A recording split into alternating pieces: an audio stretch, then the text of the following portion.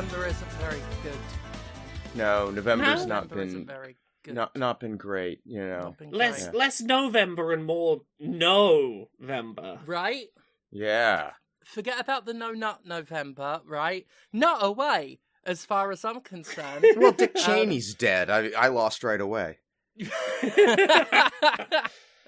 Oh, God. Yeah, November sucks. I'm not having a great time. Aside from being under-medicated, as soon as November hit, my skeleton started hurting. We've talked about this before, the, barometric pressure, getting older, having chronic pain in general. Yeah, almost the first day in November, my skeleton started hurting. The very next day, fucking seasonal affective depression kicked in. Mm-hmm. So yeah, just body and brain both. Like, I'll be all right in a bit, but the adjustment period to winter is fucking harsh. It was bonkers here. Like, we had weather in the low 70s Friday and Saturday. It was gorgeous. Sunday, a little bit of rain, but still, mid 60s. And then it just plummeted on Monday, and it got dark, and winter arrived just out of fucking nowhere. Yeah, I had a very similar November hit, and just all of the things that my body doesn't like about winter arrived. It's no longer just my one knee that gets the barometric pressure winter aches coming in. I'm like, oh no, other parts of my body are feeling winter now. Oh no. Oh yeah, it'll just tot up as the years go by. It just gets added to, and that's you fucked for forever then. A new bit of me just decides to hurt in a new way every day. And that's how I live my day to day. I hate being this slow on the uptake and just in physically, because when the pain's too much, especially, I just move at half speed. So as soon as it gets cold, I'm like a snake, like a cold-blooded reptile, just moving super slow because my blood's too cold. Except it's not, it's my skeleton. I'm like a skeleton snake, and that is one of the scariest snakes, because it's all of the fear of a snake and all of the fear of a skeleton in one. It is the ultimate way that a snake can shed its skin. Forget shedding one layer, I shed all of the layers. It's just skeleton snake now. I mean, it's efficient. I'll give it that. A snake that could shed all of its skin and muscular tissue is a snake that's got it going on. It's a snake that files its taxes on time. It's a snake that could do admin. Fee's snake is useless in that regard. There's a snake behind me. I've never talked about the snake. I've never seen the snake do admin. No, I don't see the snake do much at all. Mostly because it only really moves to feed, and I don't want to be near that. Sometimes I'll accidentally touch a bag and I won't know what's in it, and it is a sealed, thawing rat corpse. And even though it's fully sealed and everything, I have to wash my hands because my brain freaks out and I just start going like that. Yeah, I have forever treated that tank as just an empty tank, and I'm very happy to continue pretending that's an empty tank that's never had anything in it. Yeah, your best stuff. It is an adorable snake, but I wouldn't know it's an empty tank. It's an empty tank, yeah. Yeah. Anyway, that's that. I'm tired now. I want to go sleep. That's okay. Well, let's jump to the bit where we say welcome to Pokémon. We talk about video games here sometimes. We could talk about some video games so that you can go have a little nap, because it's winter and winter's got you. You probably should. I just waved. like physically waved to tell people, hey, we're here? Physically waved hello to the audience. Oh, okay. Yeah.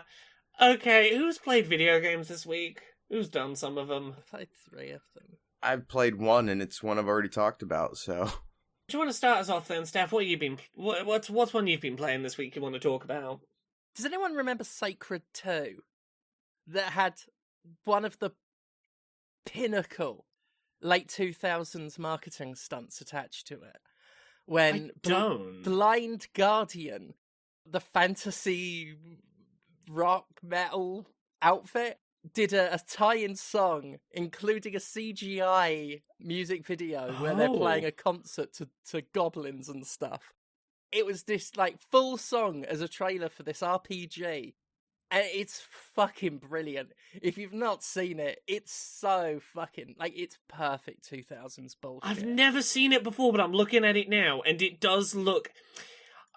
I was going to say it looks like a Guitar Hero 2 cutscene, except Guitar Hero 2's cutscenes looked better, because I'm looking at this CGI early 2000s man, and when he opens his mouth to speak, it looks like one of those wooden puppets where the whole rectangle comes down for the mouth to open. Oh yeah, it wasn't a well-made game, or anything. One of those real sort of low-end dungeon crawling RPGs. I liked it back in the day. It wasn't high quality at all. But not only did it have an amazing marketing stunt, it was one of the rare marketing stunts that followed through to completion. Very much like Conrad when he heard that Dick Cheney died. Because not only is the full concert, CGI concert in the game, there is a quest line to get tickets to see Blind Guardian in the game. Oh my god. Yeah. And NPCs will sometimes just be like, "This one is sacred." Like, they just start singing to themselves lines from the song. That's the best part of the game. I don't know if it's the remaster or not that's done this, but I don't remember it being this bad. A remaster came out yesterday, I believe. I excitedly downloaded it because I knew it wasn't a great game, but I have some decent memories of it. It was, janky, but had its very dumb charm. The moment I started, my character's legs were broken, and she kind of moved like a defective pogo stick, with one leg just sort of twitchily dragging behind her and the other one jittering forwards, and just moved in this very stuttery way. I was a bit misleading when I said it happened straight away, because that doesn't imply it's still happening. I've been playing almost the entire game like that, just jittering from place to place. Every now and then, it'll somehow unglitch and she'll walk normally, and then just suddenly it'll happen again.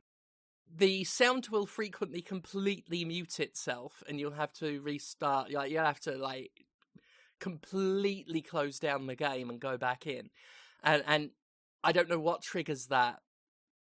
I'll press something in a menu somewhere, or some submenu or other, or just look at the game wrong and it will go completely mute. Are you playing this on PlayStation by any chance? I am. Are you playing it on the Pro? I am. So, fun fact, I'm just reading about bugs for this game. Apparently, you might experience stuttering issues so severe that they stop the game from being playable. That is a PS5 Pro specific bug that can only be fixed by restarting the game, and if you keep the game running too long, the issue will just compound. Amazing. That's amazing. The thing is, though, that's not the problem I've got. No, apparently not. Yeah, the game doesn't stutter. The playable character stutters. Visually stutters, because her legs are broken. Her legs are broken, and there's two of every merchant, and sometimes they're stood inside each other, and sometimes they're just running around. But at any given time, NPCs will clone, and there will be more than one of them. And I need to double check, but I swore they had different inventories. But yeah, I'm now at a point where, there's a town with a merchant and a blacksmith, except it is two merchants stood next to two blacksmiths. One of whom is stood there normally, waiting to sell. The other one's just running. I'm assuming having some mad existential crisis, because they should not be. And of course the game, crashed on me last night when I was laboriously going through these menus that have not been optimized or improved. It claims at the beginning in the disclaimer that all 2000s media has, that's may contain content that will really offend you. And they said, even though, it started with the phrase, even though the gameplay has been improved, bollocks it has. I don't know what's been remastered. I genuinely don't. The resolution is higher, but I'm pretty sure you could do that on PC anyway. I don't know what's changed. All I know is I remember it being more stable than this. I remember it not being so fucking embarrassing. It's so shoddy. Like, I'm sad. Either it was always like that, or they made it worse in the remaster, but either way... If you want to believe their official Steam description for the remaster, the things that have improved are a, quote, refined combat mechanics, a modern UI... What? No, neither of those things are true. It should be very telling that the next Google result I saw was for a Steam discussion that says, is the remaster a game downgrade? Yeah, it's... The UI is worse. Like, that's what I've heard. I haven't played Sekiro 2 since it was brand new. I'm gonna have to look up some, like, footage, screenshots and stuff. But again, it all comes back to, I don't remember having this bad a time. Oh, sorry, I'm reading about this now. I've got to update you, Steph. They've actively made some things worse. Amazing. So let me tell you about some changes they've made. In the original game, you had 5 slots for combat arts. You now only have 4. You have 4, yep. You used to have 5 weapon slots. You now only have 4. Yep. You used to get 4 relic sets. You only get 2 now. Mm-hmm. You used to get 5 potion slots. You only get 3 now. Yep. They've shrunken down the inventory grid size. When asked about why they made these changes that, you know, the community is going, these feel like you've downgraded the game, let me read you their response. The reduction of slots is not to understand as a downgrade. They are just a fit for useful character build. Having 4 instead of 5 combat arts is a tactical decision. It is supposed to make the player think about the situation and optimize the build and equipment. From my perspective as game designer, decisions are important. Right. So I thought you had too much choice, so I took some of your choices away to make you make more choices. Okay. So you got less options than you did in the original. Yeah, that's bold. Yeah, right? That is bold as brass. I mean, it's such a thing to take away that, sure, I will fully believe that they think that is a good design decision, because it's effort to change that.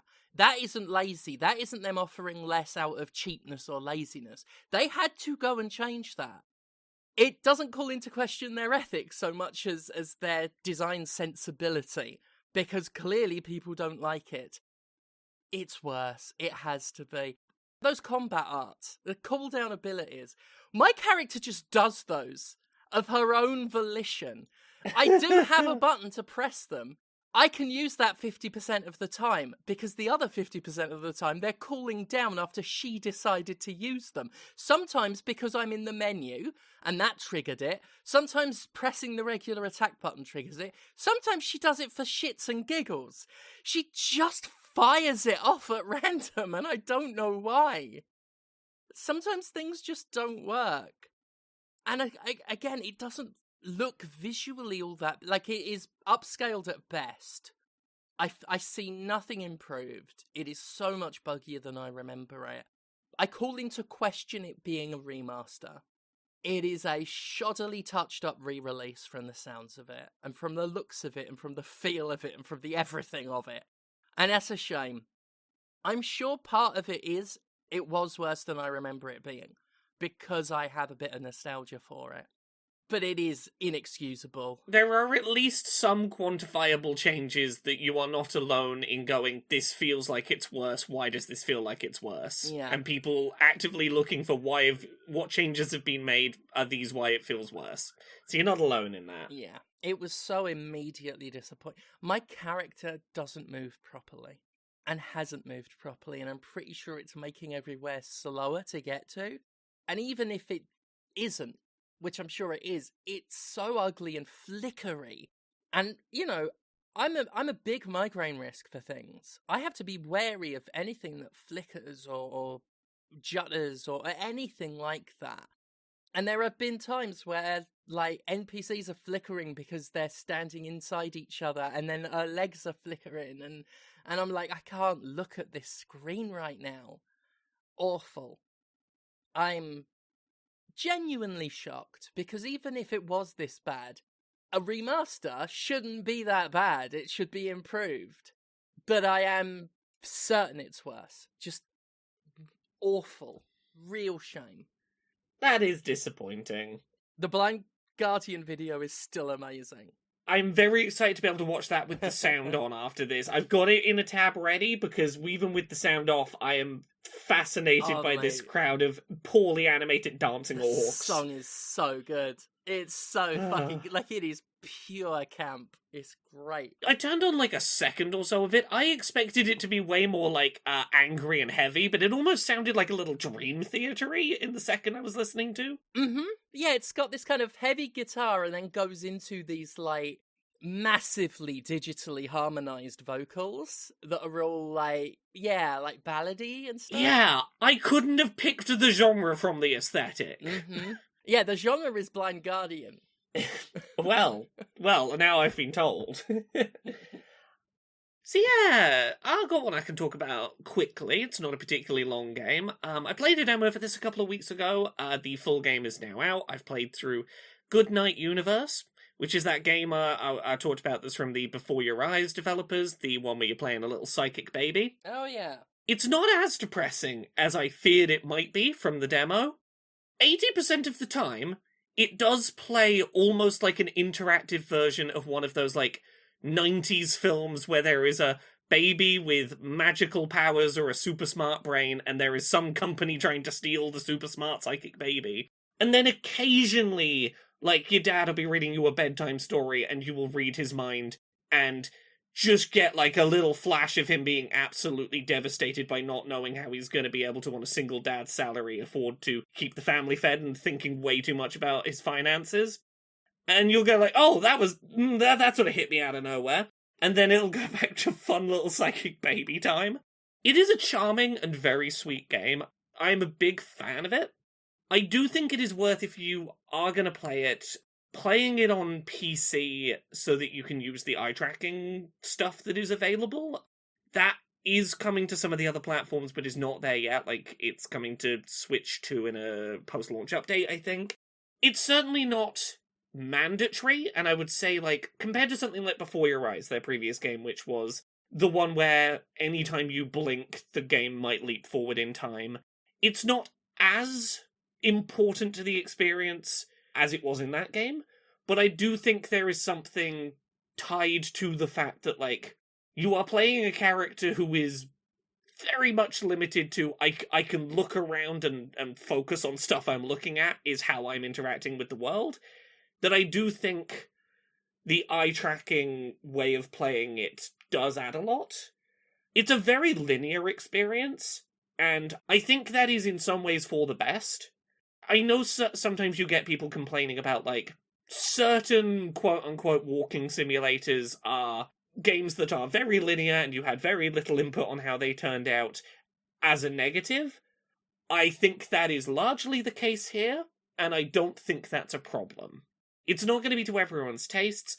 There are definitely things you can do that will create little diversions in the narrative, but the story has a very clear idea of the story it wants to tell, and you are an interactive passenger on that journey. And I think given its roughly 4-hour-ish length to play through, I think it can get away with that. But yeah, not as emotionally devastating as the demo had, like, set me up to fear. I remember I was like, yeah, what you were describing hit so close to the fucking bone. Yeah, so, like, I'm not gonna say it's never hitting close to the bone like that. There are definitely a couple of moments where I got, like, fucking jump scared by shit that was like, oh, that's a little real. But I think it understands the weight when it does that and goes, hey, that might have been a lot. Don't worry, we're gonna follow that up with a scene where you're like, I don't know, putting toast in the toaster with your little psychic powers and having a little, like, it's a funny little scene. We'll give you some respite after we give you the dad is absolutely unsure how to pay the rent, like, for a second. Don't worry about that too hard. Have a silly little fun time. I'm glad I played that. I'm probably gonna play through it again on stream on Friday. I want to go through this experience with people and talk about it, but equally, it's You can jump scare with the heaviness occasionally. What about you, Conrad? What have you been playing this week? I managed to make it through Powerwash Simulator 2. Got to the end of that. I am just gonna say the soap's great now. Not perfect, but great. It sure is far more of a tool I would actually use now. Yeah, I would definitely use it. The limitation on its use is still annoying. Like, there never seems to be quite enough for the task that I am attempting to do in that moment. And part of the reason it feels that way is because it's so limited, I feel forced to try and cover as much area as I possibly can with each application, which just reinforces the sense that I'm not getting as much out of it as I would like. So I find that frustrating. But gosh, so much cat. So many cats. Yes. Love More that. More games should let me pet the cat. Yep. And I like that there's a big, plot, major events things, and it relates to the events of the prior game, but the, most important plot, is over the stewardship or the custodianship of a cat. I think that's great. All of the villainous stuff that the bad guy does is villainous, but pales in comparison to him wanting to take that cat back from you. And I love it. Yeah, but it's very satisfying. I have another gripe while I'm griping. Yeah. I love all the furniture that I can, spray down in the house. And I'm not a big customization guy, but I thought I'd tinker around with, spraying down some furniture and arranging it in the house. And this game does not have any sort of lock to angle at all. Yes. And it sucks because I cannot get anything to line up and look like it's straight. And if you're going to have this sort of thing, my God, you have to know that there is perhaps a minority but still significant portion of the population who loses their fucking mind when they can't line shit up. If I know that a thing is not precise, it is going to eternally frustrate me. Let me lock it to a grid system, even if that gives me slightly less flexibility. Let me fucking lock it in place. Grid it up. Yep. But that's it. That's my only other complaint. The game's otherwise just a sheer delight. Just a good, fun time, that one. Yeah, it is. Yeah. What about you, Steph? What else you been playing this week? I played a good one this week. Yeah, what good one you playing? It was also came out, I think, yesterday, but certainly this week. There's a new Luminous out. No. Oh, Lumines Arise! It's the only puzzle game I ever really got into. I don't have the brain for puzzle games. I fucking loved Luminous. I got it on PSP, got it on PS Vita, got it when they re-released the first one on PS4 or 5 or whatever. I loved Luminous. Luminous Arise came out. It's from the Tetris Effect team, who were like, hey, what if we put Tetris but good music? And what if that was a thing? It's fucking amazing. It's so good. I'm not a Lumines person generally, but this has gotten me to click with why people like Lumines. It's won me over. The music is top notch on this one. I think I even prefer it to the original, which is a lot more burned into my brain, but play enough of this one and this one I think will supersede it. I just think it's beautiful. Just some of the tracks are gorgeous. The visual effects are amazing. Like they did in the original, when it would change scene and track, the blocks would change shape and color, but they really went all out on this one. There's one that's like sand and ocean with water at the bottom of the grid that splashes, and one where, like, when you create a big enough set of matches, a little spaceman is inside the box. There's one with eggs. You line up enough eggs and it becomes a giant egg. And there's stuff just going fucking hog wild to either side of the screen. Absolutely. God, I wish I knew a shroom dealer. I will say as well, much like Tetris Effect when that got VR support, God, this game is gorgeous in VR. Fucking gorgeous. It's the first time I've been tempted to get a PSVR 2, which I held off on because it's just so fucking expensive for as much as I know I would use it. But I am tempted because it's fucking incredible. Next time you see me, you're welcome to grab mine off me if you want to if you just wanted to play Lumines Arise for a bit. I'd be interested because I would be interested in how this looks.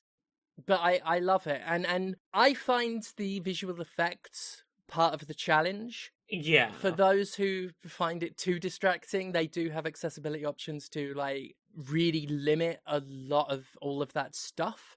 So that's there. But I'm keeping it on just because, yeah, it really adds to it for me. I actually really love it when I get deep into a track and, you know, the music kicks up and the things that are there on screen are just, like, absolutely losing it to the music. I'm trying to do my little puzzle here and there's, like, a lava snake just, like, fucking hassling me. Oh, yeah, the snake one looks fucking awesome. I like the one that's all fruit and veg, and when you line them up, they chop like Fruit Ninja, and then you've just got bits of tomato flying at the screen. I like the little customization thing they've got with the little robot-looking thing that you can customize. I think the menus are a mess and need refinement for that, but I've actually been compelled to play just to find some weird shape to put in my robot's head. Yeah, I tried one game of multiplayer. I got my absolute, I just got my ass kicked. I'm not good at Lumines. I don't play puzzle games because I'm not good at them. I play this one because I just fucking love it, but I'm not good at Lumines at all. I've never gotten the hang of it either. I just think it's a really neat game. Yeah, that's pretty much where I'm at. Like, I've got all the time in the world for it. No amount of time will ever make me good at it. But I'm there for the experience of it more than trying to be good at it. Mm-hmm. One of the things I think really helps with this one is that the way that the soundtrack feels like reactive to how you are doing does a great job of making me feel like I'm doing better than I am. Yeah, I've noticed that too. I get so much more into it when the music feels like it's in it with me. And yeah, the original had fixed points in the tracks where it would kick up, but there is something about this where the visuals and the audio just seem to really work together in a way that was there in the first one, but they've absolutely polished that off. Yeah, it just feels that little bit more in tune with where I am at and trying to be like, the music is gonna pull me to where I need to be a little more. Yeah. So yeah, I've been loving it. I'm really happy with it. I got excited when I saw there was a new one coming, and I never played Tetris Effect, mostly because I can't remember, I think Ubisoft had the rights to it, and I was like, fuck that. But I've got all the time in the world for Lumines. Ubisoft might have lost the license after they tried to do a horrible free-to-play Tetris, but ever since then, I got put off of it. From what I can tell, no connection to Ubisoft for Tetris Effect. It is published by Enhanced Games and developed by Monstars. Oh, good. I see nothing to do with Ubisoft on it. That's good. If you like this and you have not played Tetris Effect, go play Tetris Effect. Tetris Effect is very similar to this in terms of the things it's doing well. I might need to check that out as well, because I'll play a bit of Tetris as well, but it's no Luminous to me, but I will probably check that out at some point. I'm the flip side of you in this regard, where Tetris is more my puzzle game, but the things that make this studio's takes on these puzzle games good is enough for me to go, I will have a good time with Lumines Arise, despite it not being the puzzle game I enjoy as much, because of all the aesthetic and musical choices it's making are pulling me into an otherwise not really my thing puzzle game. Yeah, they have done a fabulous job. I am continually, every time I get onto a new track, I am continually just pleased by the visuals that I'm seeing and the music. I'm not sure I've heard a track I don't care for. It's just really pretty. Visually and in terms of its music, it's just a pretty fucking game. It's a very pretty fucking game. Yeah, I'm just so glad it's around and it's Yeah, that has always been my puzzle game of choice, and I'm thrilled that there is a new one, and it is so fucking good. And that has been that. This particular team is on my radar for whatever puzzle game they try their hand at modernizing next. I will be very on board to check out. I would kill to see them do Space Invaders. Like, carry on that. When Square Enix brought out that really sort of colourful, trippy Space Invaders that I can't remember the name of, but I played a lot of it on the DS. A continuation of that. These guys could do that wonderfully. They got something real special to them, that team. Yeah, other things we've been playing this week. I've played more of Dispatch since last week, which was that game from the ex-Telltale developers about trying to send superheroes out to go solve problems, but also it's a bit of a Telltale game. I've been seeing that everywhere now. It was one of those things where you'd not heard of a thing, and then it's brought up and you see it everywhere. Once I get some review stuff off my docket, I'm definitely checking it out. So the final 2 episodes come out the night that we're recording this episode, so I've not played the final 2 episodes, but I've played the first 6. God, this game is good. It is the best thing I have played in a while in that sort of Telltale-esque decision-making genre. They've kept the silly, we're just being rude humour in check. I think they've done a really good job with creating very emotionally resonant characters. I've gotten very invested in wanting to support this team of absolute fuck-ups and to prove that they can get shit done. It has been funny and sweet throughout, but also I am really impressed with the amount of mechanical variety they have found for essentially read a paragraph and interpret what skills are going to get tested for this job you're sending people on, like try and intuit what the stats you need are, and occasionally do a little hacking minigame. That sounds like it shouldn't be a particularly mechanically rich game, but they have found a lot of really interesting ways to play with those mechanics, and to keep the episodes, even as I've gotten further in, feeling like a good amount of the time is spent doing gameplay while plot simultaneously happens, rather than just watching plot or just doing the gameplay. It's charming. It's a lot of fun. I'm really digging it. I so hope it sticks the landing, because right now it's real shot up very quickly for me in terms of like stuff I've really enjoyed this year. That is high praise. I'm really looking forward to eking out a bit of time and checking it out, because everything you've said has gotten me very interested. Mm-hmm. Have we played anything else that we want to talk about this week? The only other thing I've been playing is Hyrule Warriors: Age of Imprisonment, because that came out after you discussed it last week. I've put a bit more time into it now, so I've got a slightly more rounded set of thoughts on it. How are you finding it so far? It's a very good game. As a Musou game, it is very much like the series has been, up there with the better ones, for sure. The movesets on the characters, really good. Personality-wise, I wish some of them had more of it, because there are so many people whose personality is duty, which was a problem with Dynasty Warriors Origins as well. Like, I was so excited when I got the Goron with the cooking pot for a helmet, because he had a bit of charm to him. And, like, that's not to say that some of the movesets don't bring some charm to some of these characters, it's just, like, their performances in cutscenes are a little dry. Minoru with the, like, I love being able to go around on the giant spiky wheeled thing just rolling over stuff. Her moveset feels so clunky in a way that's weirdly charming. I love it. But yeah, you're not wrong that a lot of them are just like, I gotta do my duty, and that's my thing. Yeah. Speaking of the cutscenes and the story, is King Raru the greatest ally Ganondorf has ever had? Because, like, I have a real problem with the trope of we'll go along with it for now, when a writer wants their character to look savvy and wise, but still wants the bad guy's trick to work, so they don't bother giving them a way to, like, act on seeing through the obvious ploy. So the entire first chapter of the game is Raru and Zelda and everyone being like, mate, Ganondorf's a bitch.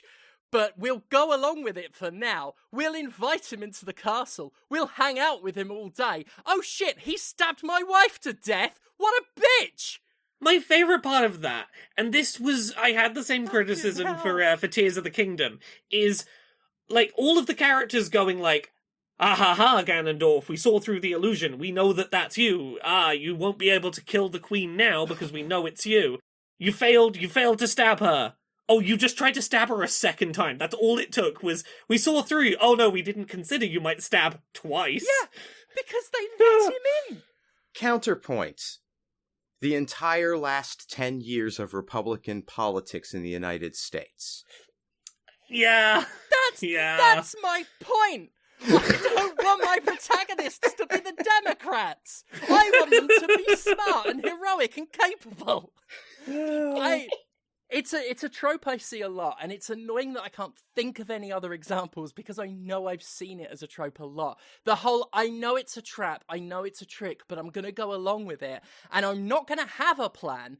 I'm just going to let the audience know that I know so that they don't think I'm gullible. When a better story would have been Zelda. She's from the future. She's like, mate, don't trust Ganondorf. I'm from the future. He's a bitch. Gank him now. And she's not believed. That is a story with tension, and it doesn't make King Woof Woof look like a dickhead. And very feminist. Yeah. The thing that annoys me most is that Queen Sonia's a really cool, interesting character who I wanted to see for longer than, like, fucking an hour and a half. Yeah, that would have been good. But I do like the movesets. You mentioned Minoru, who fights with, like, basically the things players would glue together. Yeah, in Tears of the auto Kingdom. build tools. And I think that's this one's strength, is just how well it adapts Tears of the Kingdom's gameplay into a Musou game. So yeah, everything's more simplified and all of that. But it's all represented. The Zonai devices, like, I really like that. Like, you know, any character can just whip out a flamethrower and pop it on the ground, like, stuff like that. And I like that you can do the maths on your character build of, like, do I want more special attacks loaded to my moveset, or do I want to minimize my number of special attacks, which means I won't be able to necessarily block, like, ground-based charges or aerial charges, but it'll give me more elemental tools in my pocket to use. Like, that's a nice little system. And there are some Zonai devices that can do the counters still, which I like. Yes. It's especially useful because I have a bit of an issue with the cooldown system, because you have these special moves, every character has special moves that can counter various special attacks from enemies. I do have a bit of an issue with the cooldown insofar as they're really cool attacks, and they're too awesome to use, so you keep them in reserve until you counter. Yeah, I want to be using them constantly, but anytime I use one, I know that 3 seconds later, the thing that could be countered will happen. Yes. And it's not necessarily such a problem if you've got a second character around with you where you can quickly switch character and use their counter move, but, like, I want to be able to use them. Yeah. But also, if it's like, if I notice an incoming attack, let me get, like, a lesser version that still counters if I act quickly or something. Something like that. Because the countering is awesome. Like, I love the cancelling in this game. You can cancel out of any move at any time to dodge, block, pull off a counter. It's really responsive. I really like that. Where the cooldown system really shows its ass for me is partway through the game, 5 of the characters get super special modes that are governed by the exact same cooldown. And they're really awesome. The game makes a big deal of it. In the very first mission, I switched it on, made my character super awesome, and then an enemy did a special attack and I could not counter it because the cooldown is locked. It's basically disabled while that mode's active, and I've kind of just used Zonai devices now. It's not perfect, but I really wish that was at least on a separate cooldown because it's a separate kind of move. I've done similarly, and at a certain point I went, look, if I want to do the cool thing, I just have to accept I might get hit by an attack I could have countered, and I think it's worth it for me to get to do the cool shit. Yeah. And that shouldn't be maths I have to make, but, like, I that's where I've ended up. Yeah, and I think it does the game a disservice more than me. The game gives you lots of different tools to get around stuff, which I like, but I'm not using some of the game's best stuff, because it's too good to use.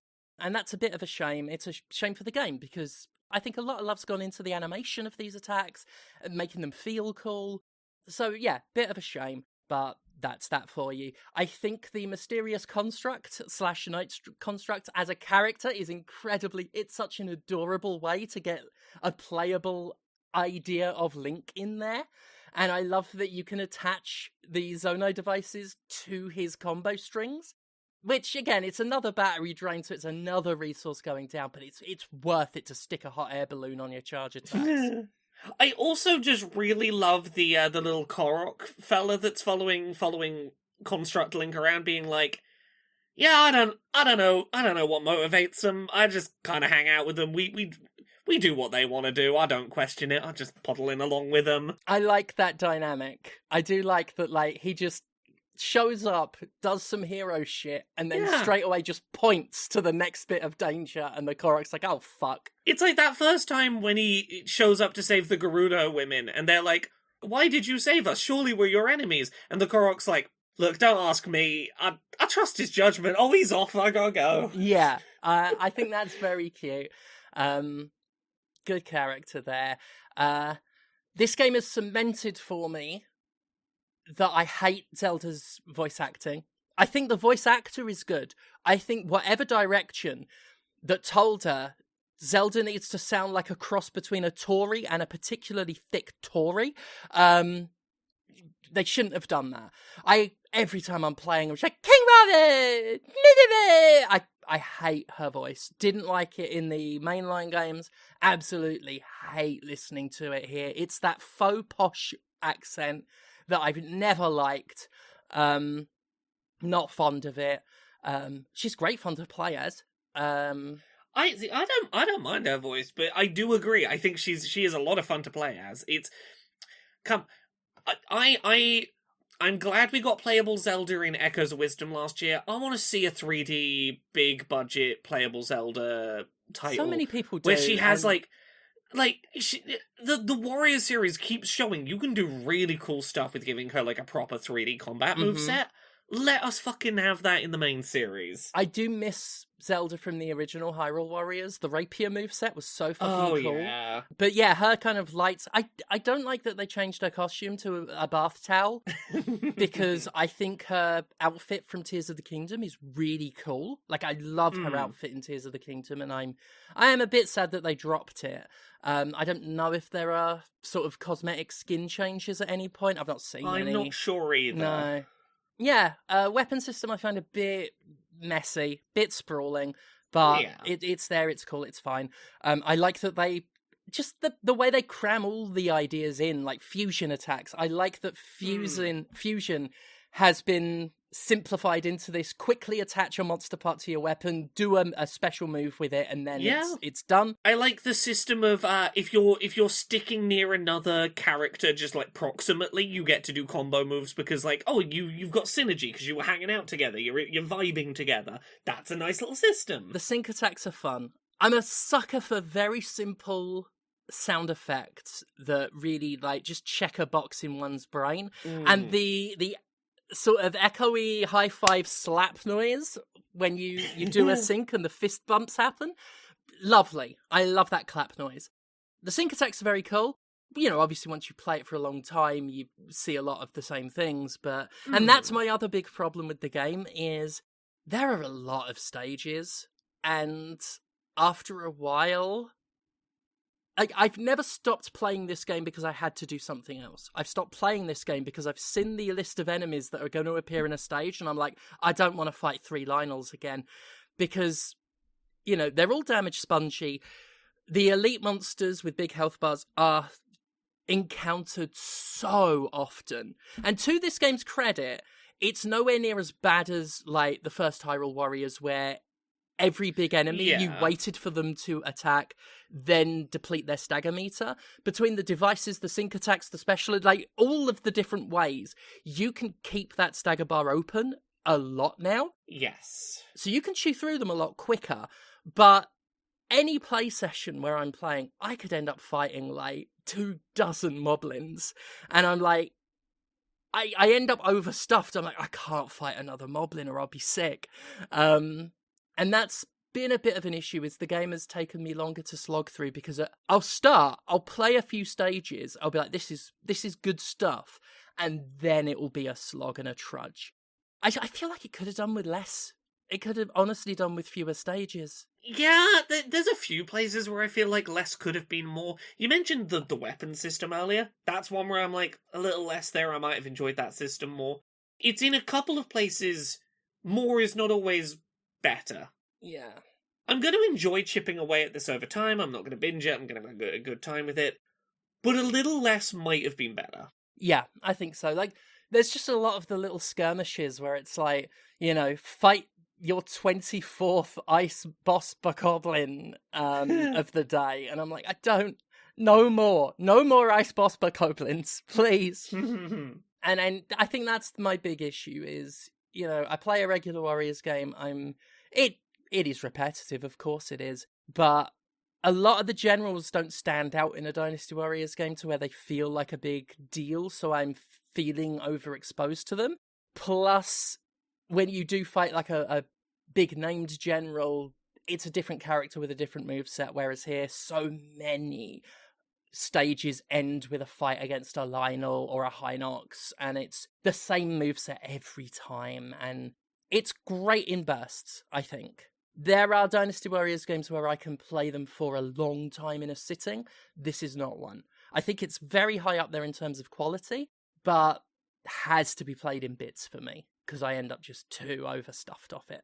So yeah, I think it's solid. Good stuff, good moves. The purple-haired Hylian guy with the muscles is hot. Mm-hmm. That's me. I do want to say one thing about character design before we move on, which is the woman that helps out around the castle who's introduced early on, whose face looks like a Goron and a cat had a child. The fucking pink honey monster. Anytime she appears in a scene, like, it'll be a serious conversation and then her face will appear and I'm just like, can't take this seriously anymore. I love her, she's wonderful. I'll be honest, she makes me feel queasy. I find something upsetting about her. Like this weird, like a cross between the honey monster and a DeviantArt, like, fan art.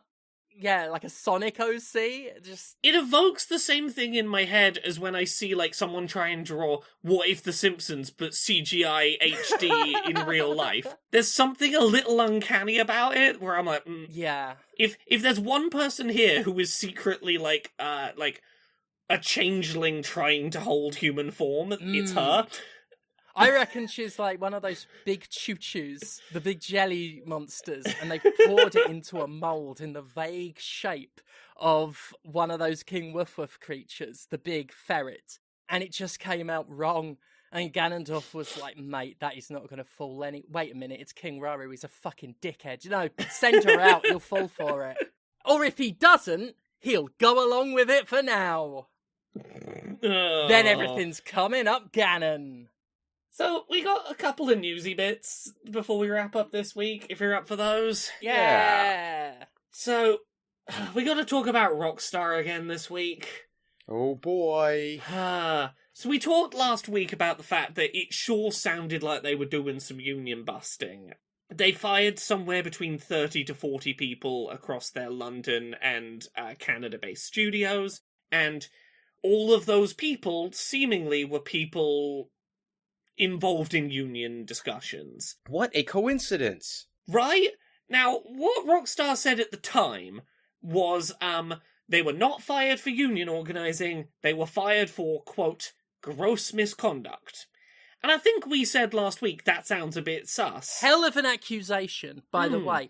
Hell of a potentially slanderous accusation. A hell of an accusation to make, because, like, we pointed out last week, it's a bit silly to think that 30 to 40 people in two geographically distinct locations at the same time all did acts of gross misconduct completely unrelated to the fact they were joining a union. Also, like, that is a career-ending allegation. Like, this isn't just that these people are losing their jobs. If you lose your job for gross misconduct at a company like this, you will never get a job anywhere else that can be commensurate with what you've lost. Yeah, they are saying that you have been, like, up to, like, sex abuse or fraud. Or a lot of the other things that the executives can get away with. Yeah.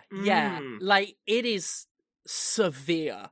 And not only are you saying that your company was rife with gross misconduct, you are, like, that's the choice. You are either saying your company was riddled with gross misconduct, or you are lying and you are trying to absolutely destroy people's lives. Yeah, so It's the former. So we've got a little more specificity this week about what happened, at least, from Rockstar's side, and I will present to you what they are now saying, what their line is. Last week we took action against a small number of individuals who were found to be distributing and discussing confidential information in a public forum, a violation of our company policies. This was in no way related to people's right to join a union or engage in union activities. Now, what it sounds like might have happened is that a bunch of people from Rockstar who wanted to unionize made a Discord to chat about wanting to unionize, and Rockstar looked at that and went, that's a public forum. That's a violation of company policies. That's the same as, like, leaking builds of our game. That's discussing confidential information. That's why we're firing you, not because what you were talking about in there is unions. It's because you were using Discord and your union discussions involved confidential things. So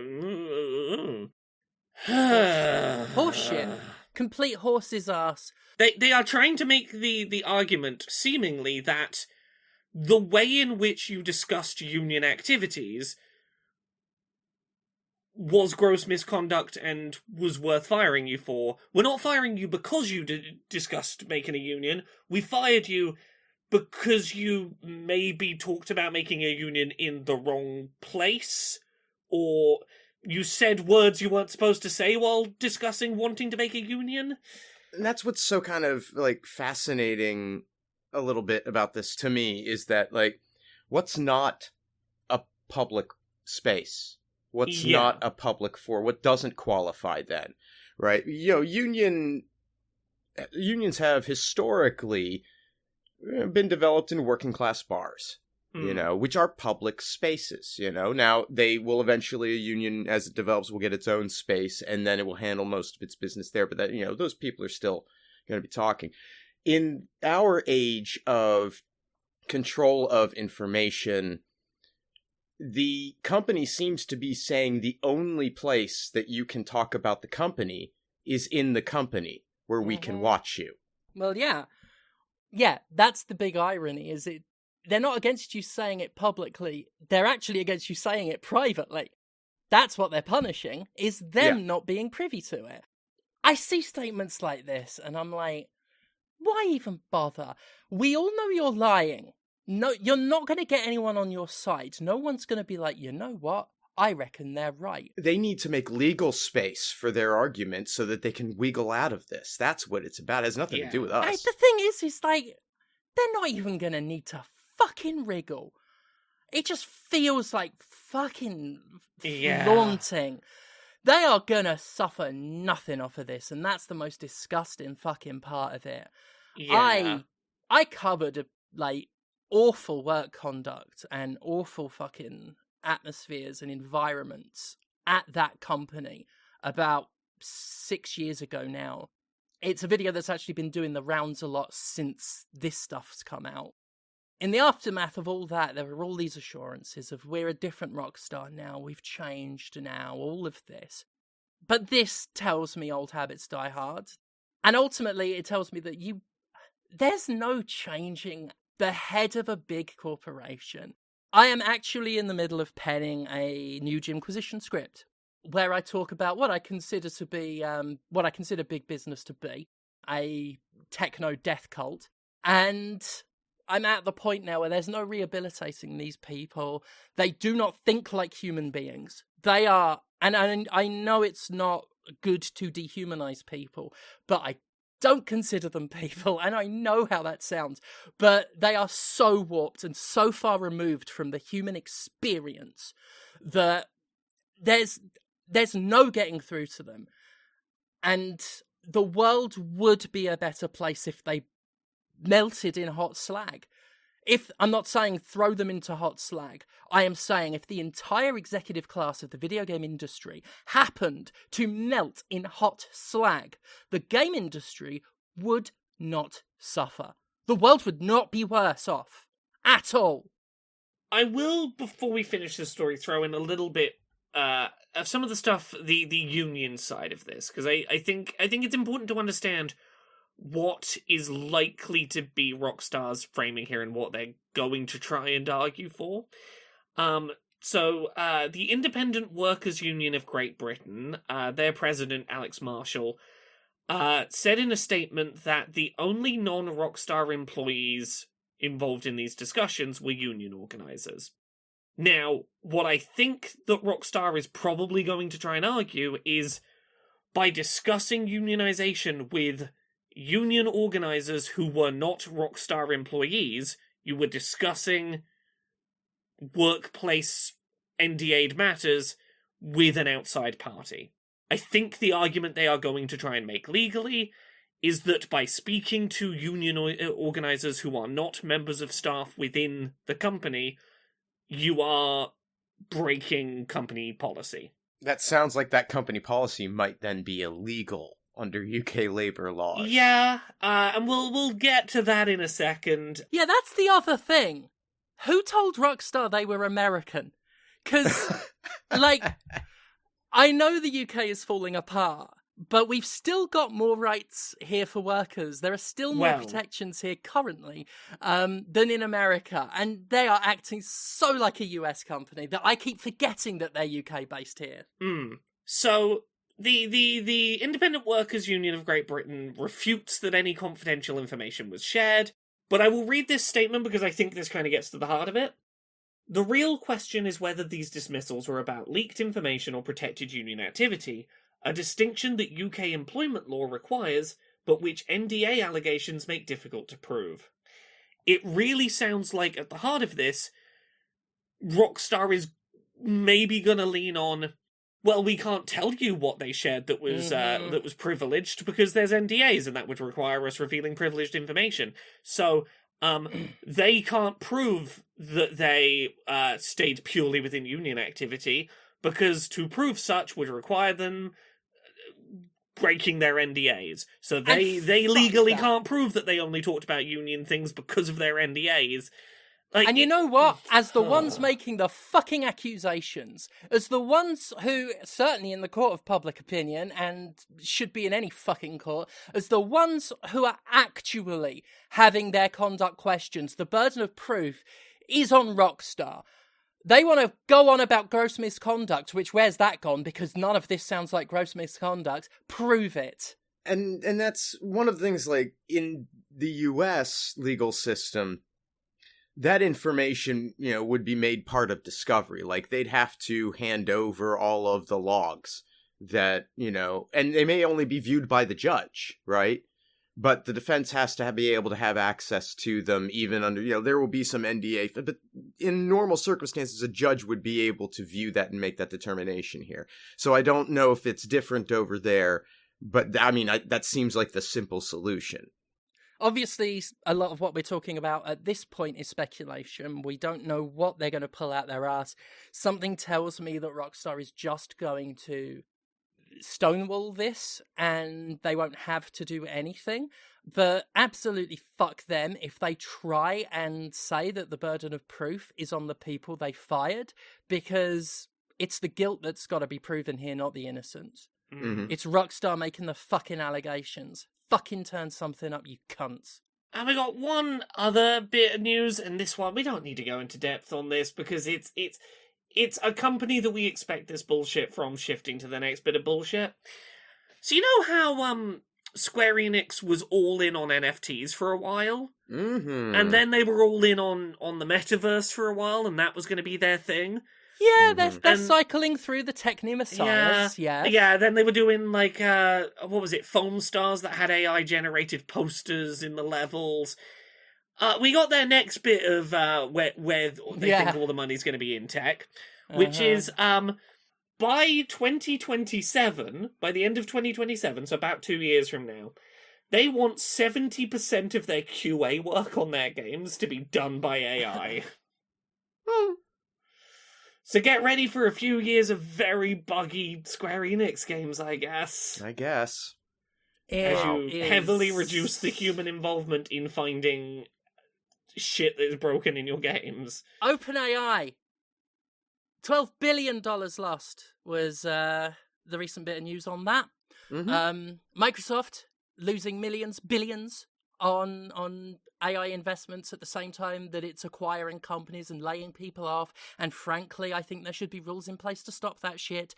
And they are chasing the fucking AI dream, and they don't want to let go because, you know, not only were they burned on the last few scams because executives are the biggest fucking marks in the world, they really want this one to be true because they've had a glimpse of the promised land. They are absolutely committed to this one because they've had a taste of what the world could be like if they cut labor out of everything. If they could just have a product that just arrived perfectly formed from fairies and sold them for lots of money to people who don't have money because they laid them all off and they think somehow that will work. It is one god, many forms. That's what AI is. It's the same fucking grift as always. And the sheer fantasy thinking that these fucking idiots have. Like, I'm sorry. I try not to use that word anymore and I shouldn't have, but good fucking God.